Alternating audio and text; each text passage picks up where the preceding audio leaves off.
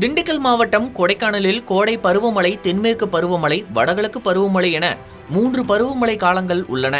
இடி மின்னலுடன் துவங்கும் கோடை பருவமழை காலத்தை தொடர்ந்து ஜூன் மாத துவக்கத்திலேயே துவங்கும் தென்மேற்கு பருவமழை காலம் கோடை மழை காலத்தை விட சற்று வித்தியாசமானது.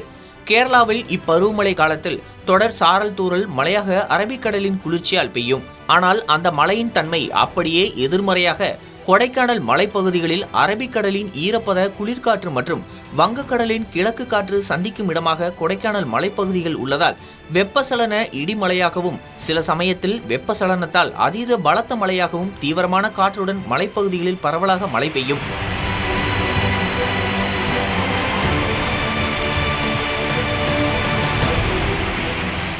கடந்த கோடை மழைக்காலத்தில் கூட பொழியாத அளவிற்கான வெப்பசலன இடிமழை மாலை வேளையில் ஜூன் முதல் நாளிலேயே வெளுத்து எடுத்தது.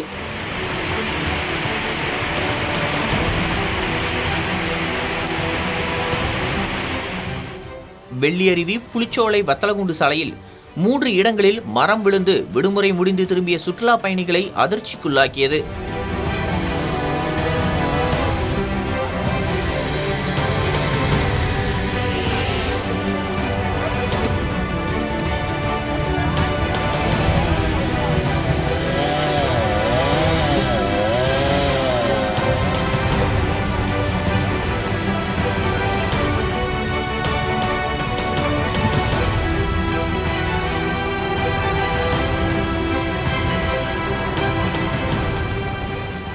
இதனால் அந்தி மாலையில் பாதிக்கப்பட்ட போக்குவரத்து இடர்பாடை மாவட்ட நிர்வாகம் இரவில் சீர் செய்து போக்குவரத்தை இயல்பு நிலைக்கு கொண்டு வந்தது.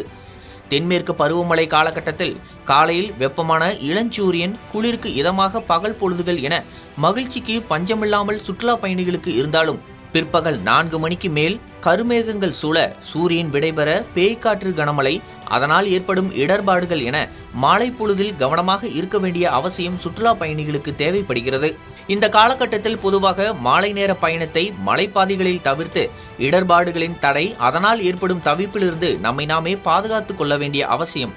தென்மேற்கு பருவமழை காலகட்டத்தில் அதிகாலை முதல் பிற்பகல் வரையிலான மலைச்சாலை பயணமே கொடைக்கானல் வர விரும்புவோர் தெரிந்து கொள்ள வேண்டிய முக்கியமான செய்தியாகும்.